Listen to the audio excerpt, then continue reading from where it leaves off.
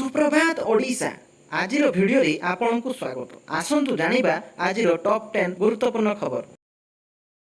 चाषी चिंताजनक खबर। बंगोपसागर आउ एक लघुचाप प्रबल वर्षा। ओडिशा रे जारी रही तुहाकु तुहा वर्षा।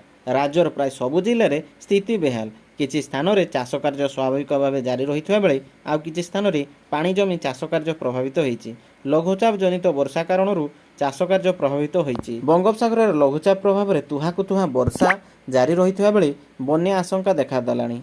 एहारी मध्यरे पाणीपाग विभाग पक्षर चिंताजनक खबर आछि। बंगोपसागर में सृष्टि है आउ एक लघुचाप। पाणीपाग विभाग सूचना अनुसार बांग्लादेश निकटवर्ती उत्तर बंगोपसागर में आउ एक लघुचाप सृष्टि होइछि। एहा क्रमे पश्चिम उत्तर और पश्चिम दिगरे गति करने नहीं आकलन करा जाइछि। बंगोपसागर सृष्ट लघुचाप 2 दिन मध्य पश्चिमबंग और झारखंड अतिक्रम करिवो। लघुचाप प्रभाव में प्रबल वर्षा संभावना रही। विशेषकर उत्तर ओडिशा रे प्रबल वर्षा हेबा नै आकलन करिछि आंचलिक पाणीपाग विभाग। सेपटे लगाण वर्षा जोगु राज्य में बन्या परिस्थिति सृष्टि होइछि। उत्तर ओडिशा रे बन्या आशंका थिबा कहिछि पाणीपाग विभाग। धीरे धीरे नदी गुड़िक फुलुवा बेले आगामी दिन में बन्या आशंका को एड़ाई दि जाई न पारे। बंगोपसागर आउ एक लघुचाप फल राज्य में वर्षार परिमाण बढ़िया नहीं आकलन करिछि पाणीपाग विभाग। विशेषकर उपकूल जिलागुड़िक अधिक वर्षा हो पारे। से भली बंगोपसागर में आउ एक लघुचाप सृष्टि होता बेले चाषी चिंता बढ़ी जाइछि। एबे धान चाष समय होइथिबा बेले अधिक वर्षा हेले चाष कार्य प्रभावित हेबार संभावना रही। सेप्टेम्बर 17 रे सुभद्रार शुभारंभ। उपमुख्यमंत्री प्रभाती परिडाଙ୍କ सूचना। बीजेपी सरकार सबुठार आकर्षणीय योजना सुभद्रा। गुरुवार बजेट रे एही योजना पई व्यवहार हेबा परे समस्तक भितर उत्कंठा बढ़ी जाइछि। केबेठारु एही योजना आरंभ हेबो और केते महिला को टंका मिलिबो एसबु प्रश्नर उत्तर गणमाध्यम रखिछन्ति उपमुख्यमंत्री प्रभाती परिडा। तांको सूचना अनुसार सेप्टेम्बर 17 प्रधानमंत्री जन्मदिन में योजनार शुभारंभ हेबो। सेहीपरि प्राय कोटिए महिला को सुभद्रा योजन टंका मिलिबो बोली कहिछन्ति मंत्री। राज्य बजेट रे सुभद्रा योजना पई व्यवहार पर समस्तक भितर उत्कंठा बढ़ी जाइछि। बीजेडी को क्षमताच्युत करी बीजेपी सरकार को आसिया पछरे एही गोटे योजना सबुठु बड़ गेम चेंजर बोली कहा जाउछि। तेणु सरकार एबे तांको निर्वाचनी प्रतिश्रुति पूरण करिवारे जोर लगाई दैछन्ति। महिला और शिशु विकास विभाग को निज हाथ में रखिथुवा उपमुख्यमंत्री प्रभाती परिडा कहिसंति सेप्टेम्बर 17 रे राज्य में सुभद्रा योजनार शुभारंभ हेबो। कृषि विभाग सरकारी कार्य ओडिया भाषा करने को निर्देश। कृषि और कृषक सशक्तिकरण विभाग यार निर्देशालय एवं विभाग अधीन अन्य अधस्तन कार्यालय गुड़िक समस्त सरकारी कार्य ओडिया भाषा संपादन करा बोली विभागर प्रमुख शासन सचिव डॉक्टर अरविंद कुमार पाढ़ी शुक्रवार पत्र माध्यम अवगत कराइछन्ति। एथिपाई निर्देशालय अधीन अधस्तन कार्यालय गुड़िक आवश्यक निर्देश प्रदान करने को डॉक्टर पाढ़ी उल्लेख करिसेंति। मुख्यमंत्री सरकारी स्तर में ओडिया भाषार व्यापक व्यवहार को सहज सरल और सुगम करने निमंते उपयुक्त ज्ञानकौशल प्रयोगर व्यवस्था करने को निर्देश देइछन्ति। ए दिगरे विभागीय अधिकारी माने यत्नवान हेबा सहित यार अनुपालन संबंध में विभाग को नियमित अवगत करने को डॉक्टर पाढ़ी निर्देश देइछन्ति। केन्दुझर और सोनपुर हेबो ईएसआई हॉस्पिटल। मुख्यमंत्री देले अनुमोदन। मुख्यमंत्री श्री मोहन चरण माझी 2टी नुआ ईएसआई हॉस्पिटल स्थापन प्रस्ताव को अनुमोदन देइछन्ति। केन्दुझर और सोनपुर सहर में यह 2टी हॉस्पिटल प्रतिष्ठा हेबो। यह द्वारा स्थानीय अंचल श्रमिक श्रेणीर लोक और सेमानक परिवार उत्तम स्वास्थ्य सेवा पाई परिबे बोली मुख्यमंत्री कहिसन्ति। बदलिला योजना ना बढ़िला राज्य राजनीति। कालिया हेला सीएम किसान आहार हेला श्री अन्न। राज्य में बीजेपी सरकार प्रथम बजेट रे पूर्व सरकार विभिन्न योजनार ना परिवर्तन करा जाइछि। बीएसकेवाई ना बदली गोपबंधु जन आरोग्य योजना होइछि तो मो स्कूल बदली पंचसखा शिक्षा सेतु अभियान, आम ओडिशा नवीन ओडिशा ना विकसित गाँ विकसित ओडिशा एवं मेक इन ओडिशा होइछि उत्कर्ष उत्कल।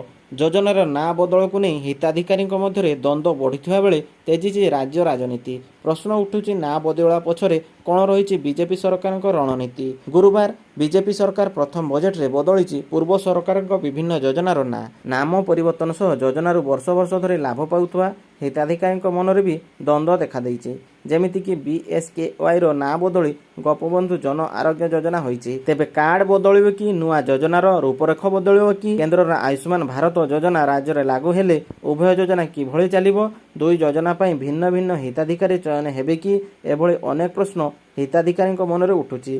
राज्य में नुआ करे लागू हेबाकु जाउथुवा सुभद्रा योजना नहीं भी द्वंद्व रही। सेहीपरि आम ओडिशा नवीन ओडिशा हेउ कि कालिया योजना ना परिवर्तन पर योजन केउ परिवर्तन आसिबो ତାକୁ ନେଇ ହିତାଧିକାରୀ ଦ୍ୱନ୍ଦ୍ୱରେ ରହିଛନ୍ତି। ବଦଳିଲା ଆଧାର କାର୍ଡ ନିୟମ, ଜାଣନ୍ତୁ ଜରୁରୀ ଖବର। ଭାରତରେ ଆଧାର କାର୍ଡ ସମ୍ବନ୍ଧୀୟ ନିୟମ ପରିବର୍ତ୍ତନ କରାଯାଇଛି। ଏଣିକି ଆପଣ ଦୁଇଟି ଗୁରୁତ୍ୱପୂର୍ଣ୍ଣ କାର୍ଯ୍ୟ ପାଇଁ ଆଉ ଆଧାର କାର୍ଡର ବ୍ୟବହାର କରିପାରିବେ ନାହିଁ। ତେବେ ଚାଲନ୍ତୁ ଜାଣିବା କେଉଁ କାର୍ଯ୍ୟ ପାଇଁ ଆଧାର କାର୍ଡର ବ୍ୟବହାର ହେବ ନାହିଁ। ଭାରତୀୟ ଲୋକଙ୍କ ପାଇଁ କିଛି ଡକ୍ୟୁମେଣ୍ଟ ଅତ୍ୟନ୍ତ ଗୁରୁତ୍ୱପୂର୍ଣ୍ଣ। 2010ରେ ଭାରତରେ ପ୍ରଥମ ଆଧାର କାର୍ଡ ଜାରି କରାଯାଇଥିଲା। ବର୍ତ୍ତମାନ ପର୍ଯ୍ୟନ୍ତ ଭାରତର ପ୍ରାୟ 90% ଲୋକଙ୍କ ଆଧାର କାର୍ଡ ରହିଛି। ଏହା ବର୍ତ୍ତମାନ ମୁଖ୍ୟ ପରିଚୟ ପତ୍ର ଭାବେ ବ୍ୟବହାର ହେଉଛି। ହେଲେ ଏବେ ଭାରତରେ ଆଧାର କାର୍ଡ ସମ୍ବନ୍ଧୀୟ ଅନେକ ନିୟମ ପରିବର୍ତ୍ତନ କରାଯାଇଛି। ନିକଟରେ ଆଧାର କାର୍ଡକୁ ନେଇ ଏକ ନୂତନ ନିୟମ ମଧ୍ୟ ଜାରି କରାଯାଇଛି। ପୂର୍ବରୁ ଆଧାର କାର୍ଡ ନଥିଲେ ଆଧାର କାର୍ଡ ଏନରୋଲମେଣ୍ଟ ଆଇଡି ବ୍ୟବହାର କରାଯାଇପାରୁଥିଲା। ଏନରୋଲମେଣ୍ଟ ଆଇଡି ଆଧାର କାର୍ଡ ତିଆରି ପାଇଁ ଆବେଦନ ପରେ ପ୍ରଦାନ କରାଯାଉଥିଲା, କିନ୍ତୁ ବର୍ତ୍ତମାନ ଏହାକୁ କିଛି ଉଦ୍ଦେଶ୍ୟରେ ବ୍ୟବହାର କରାଯାଇପାରିବ ନାହିଁ। ବର୍ତ୍ତମାନ ଭାରତରେ ପାନ୍ କାର୍ଡ ତିଆରି କରିବା ପାଇଁ ଆଧାର କାର୍ଡ ଏନରୋଲମେଣ୍ଟ ଆଇଡି ବ୍ୟବହାର କରାଯାଇପାରିବ ନାହିଁ। ଯଦି ଆପଣଙ୍କ ଆଧାର କାର୍ଡ ନାହିଁ ତେବେ ଏନରୋଲମେଣ୍ଟ ଆଇଡିରୁ ପାନ୍ କାର୍ଡ ତିଆରି କରିପାରିବେ ନାହିଁ। ସେହିପରି ପୂର୍ବରୁ ଆଧାର କାର୍ଡ ଏନରୋଲମେଣ୍ଟ ଆଇଡି ଦ୍ୱାରା ଆଇଟିଆର୍ ପୂରଣ ପାଇଁ ବ୍ୟବହୃତ ହେଉଥିଲା, କିନ୍ତୁ ବର୍ତ୍ତମାନ ଆଇଟିଆର୍ ପୂରଣ ପାଇଁ ଏନରୋଲମେଣ୍ଟ ଆଇଡି ବ୍ୟବହାର କରିପାରିବେ ନାହିଁ। ଏହି ଚାଷୀଙ୍କୁ 3000 ଟଙ୍କା ଦେବେ ସରକାର, ଜଲ୍ଦି କରନ୍ତୁ ଆବେଦନ। ଦେଶରେ ଚାଷୀଙ୍କ କଲ୍ୟାଣ ପାଇଁ ସରକାର ବିଭିନ୍ନ ପ୍ରକାର ଯୋଜନା କାର୍ଯ୍ୟକାରୀ କରିଛନ୍ତି। ଏହି ତାଲିକାରେ ପ୍ରଧାନମନ୍ତ୍ରୀ କିଷାନ ସମ୍ମାନ ନିଧି, କିଷାନ ସମୃଦ୍ଧି କେନ୍ଦ୍ର, କିଷାନ କ୍ରେଡିଟ୍ କାର୍ଡ ଏବଂ ପ୍ରଧାନମନ୍ତ୍ରୀ କୃଷି ସିଞ୍ଚାଇ ଭଳି ଯୋଜନା ସାମିଲ ରହିଛି। ଏହି ଯୋଜନା ମାଧ୍ୟମରେ ବିହନ, ଜମିକୁ ଜଳସେଚନ ଠାରୁ ଆରମ୍ଭ କରି ଋଣ ଯୋଗାଇ ଦେଉଛନ୍ତି ଉଭୟ କେନ୍ଦ୍ର ଓ ରାଜ୍ୟ ସରକାର। ଏଭଳି ଯୋଜନା ମାଧ୍ୟମରେ ଚାଷୀଙ୍କ ଆର୍ଥିକ ମେରୁଦଣ୍ଡ ସୁଦୃଢ଼ ହୋଇଛି। ଏହା ସହ ଚାଷୀଙ୍କ ଆୟରେ ମଧ୍ୟ ବୃଦ୍ଧି ଘଟିଛି। ବିଶେଷ କରି ଚାଷୀଙ୍କ ପାଇଁ ଥିବା କିଷାନ ସମ୍ମାନ ନିଧି ଯୋଜନା ଚାଷୀଙ୍କ ନିକଟରେ ଆଦୃତ ହୋଇପାରିଛି। ଏହି ଯୋଜନା ମାଧ୍ୟମରେ ଚାଷୀଙ୍କୁ ବାର୍ଷିକ 3ଟି କିସ୍ତିରେ 6000 ଟଙ୍କା ଯୋଗାଇ ଦିଆଯାଉଛି। ଏହିଭଳି ଭାବରେ ଚାଷୀଙ୍କୁ ସହାୟତା ଯୋଗାଇ ଦେବାକୁ କାର୍ଯ୍ୟକାରୀ ହୋଇଛି କିଷାନ ମାନଧନ ଯୋଜନା। କେନ୍ଦ୍ର ଅଧୀନରେ କାର୍ଯ୍ୟକାରୀ ହୋଇଥିବା ଏହି ଯୋଜନା ମାଧ୍ୟମରେ ପରିଣତ ବୟସରେ ଚାଷୀଙ୍କୁ ମାସିକ ପେନସନ୍ ଯୋଗାଇ ଦେବେ ସରକାର, ଯାହାଦ୍ୱାରା ବୃଦ୍ଧାବସ୍ଥାରେ ସେମାନଙ୍କୁ ଆର୍ଥିକ ସଙ୍କଟ ଦେଇ ଗତି କରିବାକୁ ପଡ଼ିବ ନାହିଁ। 30 ବର୍ଷ ବୟସ୍କ ଚାଷୀ ଏହି ଯୋଜନାରେ ସାମିଲ ହୋଇପାରିବେ। ଏହି ଯୋଜନାରେ ହିତାଧିକାରୀଙ୍କୁ 60 ବର୍ଷ ପର୍ଯ୍ୟନ୍ତ ଅତି କିଛି ନା କିଛି ପ୍ରିମିୟମ ପୈଠ କରିବାକୁ ହେବ। 60 ବର୍ଷ ପରେ ଏହି ହିତାଧିକାରୀମାନେ ପେନସନ୍ ଆକାରରେ ଟଙ୍କା ପାଇବାକୁ ଯୋଗ୍ୟ ହେବେ। ବର୍ତ୍ତମାନ ଏହି ଯୋଜନାରେ ସାମିଲ ହେବାକୁ ଚାଷୀଙ୍କୁ ସରକାର ଆହ୍ୱାନ ଦେଉଛନ୍ତି। ଏବେ ସୁଦ୍ଧା 2 କୋଟିରୁ ଅଧିକ ଚାଷୀ ଏହି ଯୋଜନାରେ ପଞ୍ଜୀକରଣ କରିସାରିଛନ୍ତି। ଏହି ଯୋଜନାରେ ଚାଷୀଙ୍କୁ ମାସିକ 3000 ଟଙ୍କା ପ୍ରଦାନ କରାଯିବ। ଯଦି ହିତାଧିକାରୀଙ୍କ ମୃତ୍ୟୁ ହୁଏ ତେବେ 50% ଫ୍ୟାମିଲି ପେନସନ୍ ପ୍ରଦାନ କରାଯିବ। ମୁଖ୍ୟମନ୍ତ୍ରୀଙ୍କ ବଡ଼ ଘୋଷଣା, ଅଗ୍ନିବୀରଙ୍କୁ ରାଜ୍ୟର ୟୁନିଫର୍ମ ସେବାରେ ମିଳିବ 10% ସଂରକ୍ଷଣ। ଅଗ୍ନିବୀରଙ୍କୁ ନେଇ ଓଡ଼ିଶା ମୁଖ୍ୟମନ୍ତ୍ରୀ ମୋହନ ଚରଣ ମାଝୀ ଏକ ବଡ଼ ଘୋଷଣା କରିଛନ୍ତି। ଅଗ୍ନିବୀରଙ୍କୁ ସଂରକ୍ଷଣ ଦେବେ ରାଜ୍ୟ ସରକାର। ଅଗ୍ନିବୀରଙ୍କୁ ରାଜ୍ୟର ସମସ୍ତ ୟୁନିଫର୍ମ ସେବାରେ 10% ସଂରକ୍ଷଣ ପ୍ରଦାନ କରିବାକୁ ଘୋଷଣା କରିଛନ୍ତି ମୁଖ୍ୟମନ୍ତ୍ରୀ। ଏଥିସହିତ ବୟସ କ୍ଷେତ୍ରରେ ମଧ୍ୟ 5 ବର୍ଷ କୋହଳ କରାଯିବ।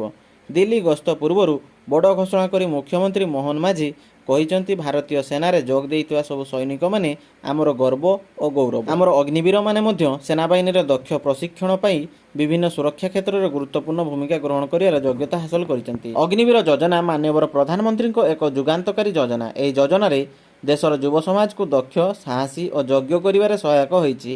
ଜୀବନର ସବୁ କ୍ଷେତ୍ରରେ ଆହ୍ୱାନକୁ ଗ୍ରହଣ କରିପାରୁଥିବା ଯୁବ ସମାଜ ଗଠନରେ ଏହି ଯୋଜନାର ଏକ ଗୁରୁତ୍ୱପୂର୍ଣ୍ଣ ଭୂମିକା ରହିଛି। ସେଥିପାଇଁ ରାଜ୍ୟ ସରକାର ଓଡ଼ିଶାର ୟୁନିଫର୍ମ ସେବାରେ ସେମାନଙ୍କୁ ଗ୍ରହଣ କରିବା ପାଇଁ ନିଷ୍ପତ୍ତି ନେଇଛନ୍ତି। ଓଡ଼ିଶାର ଯେଉଁ ଅଗ୍ନିବୀରମାନେ ସେନାବାହିନୀରେ ଭର୍ତ୍ତି ହୋଇନଥିବେ ସେମାନଙ୍କ ପାଇଁ ରାଜ୍ୟର ସବୁ ୟୁନିଫର୍ମ ସେବାରେ ନିଯୁକ୍ତି ପାଇଁ 10% ପର୍ଯ୍ୟନ୍ତ ସଂରକ୍ଷଣ ଦିଆଯିବ।